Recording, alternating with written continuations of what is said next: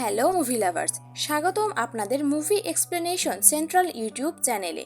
আজকে আমি এক্সপ্লেন করব মাঞ্জুমাল বয়েজ। এটি একটি মালায়াম মুভি। এই মুভির IMDb রেটিং 8.6 আউট অফ 10। এটা 2006 সালে ঘটা একটা সত্য কাহিনীর ওপর ভিত্তি করে বানানো হয়েছে। এই মুভিতে অ্যাডভেঞ্চারে যেয়ে সুভাষ নামের এক ছেলে 900 ফিট গভীরে গর্তে পড়ে যায়। তখন তারই আরেক বন্ধু কিভাবে জীবন বাজি রেখে তাকে বাঁচিয়ে এনেছে তা এই মুভিতে দেখানো হয়েছে। চলুন দেখে আসি আজকের মুভি এক্সপ্লেনেশন। মুভির শুরুতে একটা ধাবা দেখানো হয়, যেখানে আমরা একজন ট্রাক ড্রাইভারকে দেখি। সে সেখানের ওনারের সাথে কথা বলছিল। তখনই তার নজরে একটা সেরা নিউজ পেপারে পড়ে। সে সেটা দোকানের মালিককে পড়তে দেয়। সেটা শুনে ট্রাক ড্রাইভার আর মালিক দুজনেই অনেক বেশি চমকে যায়। সে ট্রাক ড্রাইভার তার ট্রাক নিয়ে ল্যালিনি চার্চের দিকে রওনা হয়। সিন এখানে পাস্টে চলে যায়, যেখানে একটা বিয়ের অনুষ্ঠান চলছিল। সবাই বিয়েতে অনেক মজা করছিল। তখন আমরা সেখানে প্রসাদ নামের একটা লোককে দেখি। সে বিয়েতে সবার সাথে কথা বলছিল। তখন তার সাথে সুদীপের দেখা হয়। সুদীপ আসলে তারই ক্লাসমেট ছিল। তাদের কথাবার্তা থেকে আমরা জানতে পারি যে সুদীপ তার 11 জন বন্ধুর সাথে পার্টিতে এসেছিল। তার দলকে বলা হতো মাঞ্জুমাল গ্রুপ, কারণ তারা মাঞ্জুমাল গ্রামে থাকতো। এরপরই গ্রুপের বাকিদেরকে দেখানো হয়। অন্যদিকে যখন সুদীপ ও প্রসাদের কথা চলছিল, তখন প্রসাদ জানতে পারে যে সুদীপ কয়েকদিনের মধ্যে তার বাকি বন্ধুদের সাথে কোথাও ঘুরতে যাবে। প্রসাদ পেশায় একজন ড্রাইভার ছিল, তাই সে তার নাম্বার সুদীপকে দেয়। বাইরে আমরা দেখি মাঞ্জুমাল বয়েজ ও গ্রামের অপর একটি গ্রামের মধ্যে কথা কাটাকাটি হয়। মারামারি থামাতে মাঞ্জুমাল বয়েজের একজন সদস্য কুট্টান সবার সামনে এসে উভয় গ্রুপকে থাগ অফ ওয়ার করতে বলে। এতে উভয় গ্রুপ রাজি হয়ে যায়, কিন্তু মাঞ্জুমাল বয়েজ পুরো চেষ্টা করেও খেলায় হেরে যায়, যা দেখে কুট্টানের খুব অবাক লাগে, কিন্তু সে কাউকেই কিছু বলে না। পরের দিন যখন তাদের দেখা হয়, তখন আমরা জানতে পারি যে তারা অনেক দিন ধরে গোয়া যাওয়ার প্ল্যান করছিল। তাদের কাছে এত টাকা ছিল না, তাই তারা গোয়ায় যাওয়ার প্ল্যান করে। সেটা তামিলনাড়ুর একটা হিল স্টেশন ছিল। সুদীপ প্রসাদকে তাদের সাথে যেতে বলে। প্রসাদও এতে রাজি হয়ে যায়, কিন্তু পরের দিন দেখানো হয় কুট্টান যখন সবার সাথে প্ল্যান করছিল, তখন সে জানতে পারে সুভাষ যেতে চাচ্ছে না, কারণ তার বাড়িতে ফাইন্যান্সিয়াল ইস্যু ছিল। কুট্টান তার বাড়িতে যায় আর তাকে টাকা পয়সা নিয়ে চিন্তা করতে বারণ করে। এতে সুভাষ আর তার পরিবারও রাজি হয়ে যায়। কিন্তু আমরা দেখি সুভাষের মা এত বেশি খুশি ছিল না, কিন্তু আপাতত সে কিছু বলে না। সবাই অনেক খুশি হয় ট্রিপে যেতে, কিন্তু একদিন আগে দেখানো হয় সুদীপ সেখানে যেতে মানা করে দেয়। তাই তাদেরকে এখন সুদীপকে ছাড়াই যেতে হবে। গোদাইখালে যাওয়ার সময় রাস্তায় তারা অনেক মজা করে। তারা সাথে করে গুনা সিনেমার একটা গানের সিডিও নিয়েছিল। সেটা গোদাইখালের একটা গুহাতেই শুট হয়েছিল। তারা সেই গানটাই শুনছিল। কিছুক্ষণ পরে গোদাইখালের কাছে পৌঁছে যায়, যেখানে পৌঁছে তারা পাশের দোকান থেকে কিছু খাবার কিনে নেয়। এরপর তারা গুহার দিকে যেতে শুরু করে, কিন্তু প্রসাদ সেখানে যেতে চায় না, তাই সে গাড়িতেই তাদের জন্য অপেক্ষা করতে থাকে। মাঞ্জুমালের বয়েজের অন্য মেম্বাররা এগিয়ে যেতে থাকে। তাদের কথা থেকে এখানে জানা যায় যে সেখানে গানের শুটিং হওয়ার পর গুহাটার নাম গুনা গুহা রাখা হয়েছিল। কিন্তু যখন তারা সেখানে পৌঁছায়, তারা দেখে পোস্টারে লেখা ভিতরে যাওয়া নিষেধ। এসব দেখে সুজিত কিছু বুঝতে পারছিল না, কারণ সে যখন শেষবার এখানে এসেছিল তখন জায়গাটা খোলা ছিল, কিন্তু এখন বন্ধ কেন। তারা ভেতরে গিয়ে দেখতে চায় ভেতরে আসলে কি আছে। তাই নিষিদ্ধ এলাকা হওয়া সত্ত্বেও তারা সে জায়গার ভিতরে চলে যায়। সেখানে গিয়ে তাদের অনেক ভালো লাগছিল। তারা সেখানে দেয়ালে অনেক মানুষের নাম দেখতে পায়। তারা তাদের গ্রামের নামের সাথে নিজেদের নামও লিখেছিল। তাই তখন মাঞ্জুমাল বয়েজও সেখানে তাদের গ্রুপের নাম লিখে দেয়। তারা সেখানে আশেপাশের জিনিসকে দেখছিল, কিন্তু তখনই সেখানে কৃষ্ণাকে দেখানো হয়। সে সেখানে কিছু কঙ্কাল খুঁজে পায়, কিন্তু তার কাছে সেগুলো বাচ্চাদের খেলনা মনে হয়। এজন্য সে এত বেশি মনোযোগ দেয় না, কারণ তারা এর আগে এমন জিনিস সেখানে নোটিস করেনি। হয়তো তারা এখনো এত ভিতরে যায়নি। তখনই আমরা সুভাষকে দেখি, যে একটা গুহায় ঘোরাফেরা করছিল, কিন্তু তখনই সে গুহার মধ্যে থাকা একটা গর্তে পড়ে যায়। এটা দেখে সবাই অনেক ভয় পেয়ে যায়। ভয় পাওয়ারই কথা, কারণ সে হঠাৎ করেই পড়েছিল। প্রথমে তাদের মনে হয়েছিল সুভাষ তাদের সাথে মজা করছে, কারণ সে আগেও এখানে এসেছিল। তাই তারা এত মনোযোগ দেয় না, কিন্তু অনেকক্ষণ হয়ে যাওয়ার পরও যখন সুভাষ আসে না, তখন তারা চিন্তায় পড়ে যায়। তখন কেউ বুঝতে পারছিল না তারা কিভাবে সুভাষকে বের করবে। তারা এটাও জানতো না গুহাটা কতটা গভীর। এজন্য তারা জোরে জোরে চিৎকার শুরু করে। এতে গুহা থেকে অনেকগুলো বাদুড় বের হয়ে আসে। এই সিনটা আসলেই অনেক বেশি ভয়ঙ্কর। এতে বাইরে থাকা একজন ট্যুর গাইডের নজর পড়ে তাদের উপরে। সে দেখে যে কয়েকজন লোক ভেতরে ঢুকে পড়েছে। এখন এটা দেখার পর তারা খুব শকড হয়ে গিয়েছিল, কারণ এখনো পর্যন্ত এমনটা কখনো হয়নি। তখন কৃষ্ণাকে দেখানো হয়, যার খুব খারাপ লাগছিল, কারণ সুভাষ সহ বাকি সবাই তার পেছনে গুহার ভেতরে এসেছিল। তারা যখন গর্তে একটা পাথর ফেলে তখন সেটার আওয়াজ তারা অনেকক্ষণ পর শুনতে পারে, মানে এর গভীরতা অনেক বেশি ছিল। এর কারণে সবাই অনেক কান্না করতে শুরু করে, কারণ তাদের মনে হচ্ছিল সুভাষ মারা গিয়েছে। কিন্তু তারপর তাদের কোনো এক বন্ধু সিধু তাদেরকে কোনোভাবে সামলে নেয়। এরপর তারা বেরিয়ে পড়ে সেখানে থাকা লোকজনদের কাছ থেকে হেল্প চাইতে। সেই ট্যুর গাইডও ঠিক তখনই এখানে এসে পড়ে, যার কাছে সবাই সবকিছু খুলে বলে। গাইড তাদের বলে আজ পর্যন্ত যে সেই গর্তে পড়েছে সে কখনো ফিরে আসেনি, এতক্ষণে সুভাষ মারা গিয়েছে। এটা শোনার পর তারা আরো জোরে জোরে কান্না শুরু করে। গাইড তখন তাদেরকেও সেখান থেকে চলে যেতে বলে কারণ সেখানে যাওয়াও বারণ ছিল। কিন্তু মাঞ্জুমাল বয়েজ সুভাষকে বাঁচাতে চায়, এজন্য তাদের থেকে 4 জন বাইরের লোকদের কাছে সাহায্য চাইতে চায়, কিন্তু কেউই তাদের সাহায্য করতে চাইছিল না, কারণ সবাই জানতো সেই গর্তে যে পড়ে সে মারা যায়। অন্যদিকে আমরা শিজুকে দেখি এখনো কৃষ্ণাকে এটা বোঝানোর চেষ্টা করছিল যে এতে তার কোনো দোষ নেই। অন্যদিকে আমরা অনিল আর বাকিদেরকে দেখি তারা ফরেস্ট অফিসারকে খোঁজার জন্য গিয়েছিল, কিন্তু সেখানে তাকে খুঁজে পাওয়া যায় না। তাই তারা সেই লোকটার কাছেই সাহায্য চাইতে যায়, যার থেকে তারা প্রথমে খাবার কিনেছিল।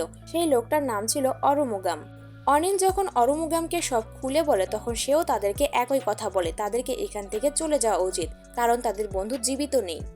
কিন্তু যখন সে অনিল আর বাকিদের অনুরোধ দেখে তখন সে তাদের সাহায্য করার সিদ্ধান্ত নেয়। অরুমুগামের মেয়ে তাদেরকে বলে পুলিশ অফিসারকে সব বলতে, কারণ পুলিশের সাহায্যও দরকার ছিল। তাই অনিল তার 2 বন্ধুকে নিয়ে পুলিশ স্টেশনের দিকে যায়। অনিল প্রসাদের কাছে গিয়ে সবকিছু বলে আর তাকে পুলিশ স্টেশনের দিকে যেতে বলে। এখন অরুমুগাম যখন সেখানে গুহার ভিতরে পৌঁছায়, ওখানে আকাশ মেঘলা হয়ে গিয়েছিল আর কিছুক্ষণের মধ্যেই বৃষ্টি হবে। এতে সবাই অনেক হতাশ হয়ে পড়ে। কিছুক্ষণের মধ্যেই বৃষ্টি শুরু হয়ে যায়, তাই বাকি টুরিস্টরা সেখান থেকে চলে গিয়েছিল। কিন্তু মাঞ্জুমাল বয়েজ আর অরুমুগাম এখনো সুভাষের সাথে কোনো না কোনোভাবে বের করার কথা ভাবছিল। ওদিকে অনিল পুলিশ স্টেশনে গিয়ে তাদের সিচুয়েশনের কথা পুলিশকে জানায়। তখন পুলিশরা তাদেরকে বলে সেখান থেকে কেউ ফিরে আসে না, তাই সেই জায়গাটিকে ডেভিলস কিচেন বলা হয়। অরুমুগামও সবাইকে একই কথা বলেছিল। সেই সাথে এখন সেটাও সবাই জানে যে স্বাধীনতার পর থেকে এখনো ওই গর্তে 13 জনেরও বেশি মানুষ পড়েছে। সেখানে মন্ত্রীর ছেলেও ছিল, কিন্তু কেউ ফিরে আসেনি। আর সে সময় কেন্দ্রীয় মন্ত্রী তার ছেলের লাশ আনার জন্য 15 লাখ টাকার একটা পুরস্কার ঘোষণা করে, কিন্তু তাকে খুঁজে পাওয়া যায়নি। তাই তাদের সাহায্য করতে কেউ রাজি হয়নি। সেখানের SI এসে সব জানে, তার মনে হয় অনিল আর তার বন্ধুরা মিথ্যা কথা বলছে আর তারা ইচ্ছা করে সুভাষকে ফেলে দিয়েছে। ইন্সপেক্টর অনিলকে মারতে শুরু করে। তখন অনিল সবকিছু তাকে বলে আর তার সাথে যাওয়ার জন্য বারবার বলতে থাকে। তখন অনিলরা এসব কথা সোশ্যাল মিডিয়ায় বলে দেবে, এইভাবে তারা তাদের সাথে যেতে রাজি হয়। অন্যদিকে আবার গুহার সিন দেখানো হয়, যেখানে বৃষ্টির কারণে পানি গর্তের দিকে যেতে শুরু করে। তখন সেই পানি থামাতে আমরা কুট্টানকে দেখি সে গর্তের সামনে শুয়ে পড়ে। তাকে দেখে বাকিরাও সেই পানিকে ভেতরে যাওয়া থেকে থামানোর চেষ্টা করে। এতক্ষণে সেখানে ফরেস্ট অফিসারও চলে এসেছিল। সে সবাইকে সেখান থেকে সরে যেতে বলে, কিন্তু কুট্টান আর বাকিরা সেখান থেকে যেতে রাজি হয় না। ততক্ষণে অনিলও একটা পুলিশ অফিসারকে নিয়ে গুহার দিকে বের হয়ে পড়ে, কিন্তু পুলিশের কাণ্ড দেখে মনে হচ্ছিল সে শুধু ফর্মালিটি পালন করার জন্যই সেখানে যাচ্ছে, কারণ সে রাস্তা দিয়ে যাওয়ার সময় মদ্যপান করছিল, কারণ তারও মনে হচ্ছিল সুভাষ হয়তো মারা গেছে। তাই সে আবার অনিলকে দিয়ে পাশের দোকান থেকে নিজের জন্য মদ কিনে আনায়। অনিলের এখানে অনেক বেশি খারাপ লাগে। তখনই সিন পাস্টে চলে যায়, যেখানে আমরা সুভাষ আর বাকিদেরকে দেখি তারা ছোটবেলা থেকেই একসাথে থাকতো আর একটা নদীতে গিয়েছিল। সবাই নদীতে ঝাঁপ দিলেও সুভাষ সেখানে ঝাঁপ দিতে ভয় পাচ্ছিল। তখন সবাই তাকে উৎসাহ দিলে সেও নদীতে ঝাঁপ দেয়। এখানে এটাই বোঝানো হচ্ছিল যে সুভাষ ছোটবেলা থেকেই এসব অ্যাডভেঞ্চারে ভয় পেত। সিন আবার প্রেজেন্টে আসলে আমরা সুভাষকে দেখি সে অনেক আহত অবস্থায় গর্তের ভিতরে একটা পাথরের মধ্যে পড়েছিল, কিন্তু সে যে জীবিত আছে এখনো কেউ সেটা জানতো না। অন্যদিকে অনিল আর অন্যরা পুলিশকে নিয়ে সেখানে পৌঁছায়, কিন্তু যখনই পুলিশ সেই গর্তটা দেখে আর ইনভেস্টিগেশন করতে চায় না, তখন এটা দেখে সবাই কান্না করতে থাকে আর অনেক জোরে জোরে সুভাষকে গর্তের সামনে ডাকতে থাকে। সুভাষ তখন তাদের আওয়াজ শুনতে পায় আর সে তার সমস্ত শক্তি দিয়ে আর্তনাদ করার চেষ্টা করে। তখন সবাই গর্তের অনেক কাছে যাওয়ায় তার আওয়াজ শুনতে পায়। এতে তারা বুঝে যায় সুভাষ এখনো বেঁচে আছে। এতে সবাই শকড হয়, কারণ এটা প্রথম কেস ছিল যেখানে কেউ বেঁচে আছে। হয়তো আগেও মানুষ বেঁচে ছিল, কিন্তু তাদের সাথে এমন কোনো বন্ধু ছিল না তাদের সাহায্য করার মতো।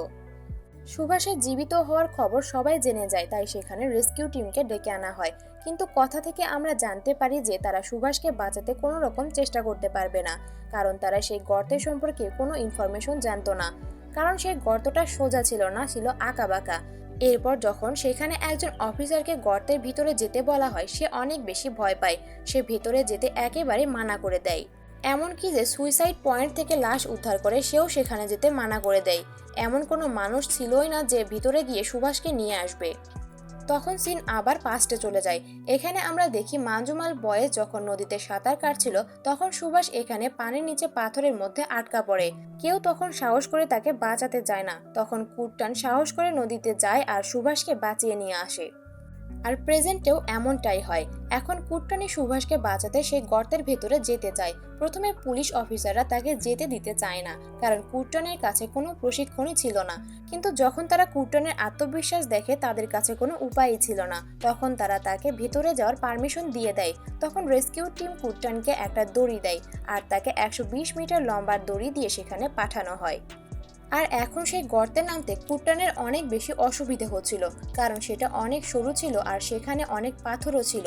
রশিটা পুরোপুরি শেষ হয়ে যাচ্ছিল। কুট্টান এখনো সুভাষকে খুঁজে পাচ্ছিল না। তখন কুট্টানের মনে হচ্ছিল অফিসাররা ইচ্ছা করে তাকে ভেতরে যেতে দিচ্ছে না।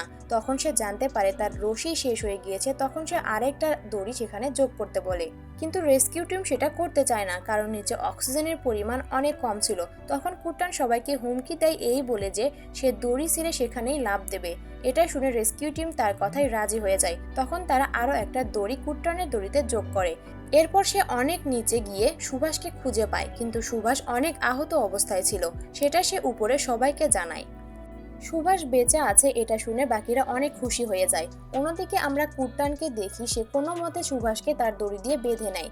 কিন্তু তখন আমরা দেখতে পাই অতিরিক্ত ওজনের কারণে দড়িটা অফিসারের হাত থেকে ছুটে যাচ্ছিল। তখনই মাঞ্জুমাল বয়েজ এসে দড়িটা ধরে ফেলে। আর রেস্কিউ টিমের সাথে মিলে তারা অনেক কষ্টে সুভাষদের উপরে তুলে আনে। কিন্তু সুভাষের অবস্থা অনেক বেশি খারাপ ছিল, তাই তাকে দ্রুত হসপিটালে নিয়ে যাওয়া হয়, কারণ তার মাল্টিপল ফ্র্যাকচার হয়েছিল। তখন সেখানে আমরা মিডিয়াকে দেখি, তারা কুট্টানের ইন্টারভিউ নিতে চায়, কিন্তু তার কাছে আগে সুভাষের প্রাণ ছিল, তাই সে কোনো ইন্টারভিউ না দিয়ে সেখান থেকে অ্যাম্বুলেন্স নিয়ে চলে যায়। যদি কুট্টান চাইতো তাহলে সে ইন্টারভিউ দিয়ে রাতারাতি ভাইরাল হয়ে যেতে পারত, কিন্তু সে সেটা করেনি। কয়েক মাস পর আমরা দেখি যে ধীরে ধীরে সুভাষের অবস্থার উন্নতি হয়েছে। সেখানে তার মাকেও দেখানো হয়, যাকে শুধু বলা হয়েছিল সুভাষ কোথাও পড়ে গিয়েছে, কিন্তু সে এটা জানতো না কুট্টানে সুভাষের প্রাণ বাঁচিয়েছে। কুট্টান সুভাষকে তার সাথে করে নিয়ে গিয়েছিল, এজন্য সুভাষের মা তার উপর অনেক রেগেছিল। এরপরও কুট্টান সত্যিটা বলে না। এখানেই সিন প্রেজেন্টে চলে আসে। ট্রাক ড্রাইভার তার ট্রাক নিয়ে চার্চে পৌঁছে গিয়েছিল। এরপর তারা গ্রামের সব মানুষকে ডেকে আনে। সুভাষ আর কুট্টানের নিউজটা পড়ে শোনায় যে কিভাবে কুট্টান তার জীবন বাজি রেখে সুভাষকে বাঁচিয়েছে। সুভাষের মা কুট্টানের কাছে ক্ষমা চায়। গ্রামের অন্যরাও কুট্টানের প্রশংসা করে। অন্যদিকে গুনা গুহার গর্তকে বন্ধ করে দেওয়া হয়েছিল। আর 2 বছর পর গভর্নমেন্টের পক্ষ থেকে কুট্টানকে মেডেলও দেওয়া হয়। আর এখানে আমাদেরকে রিয়াল মাঞ্জুমান বয়েজদের দেখানো হয়। আর এখানেই মুভিটি শেষ হয়ে যায়।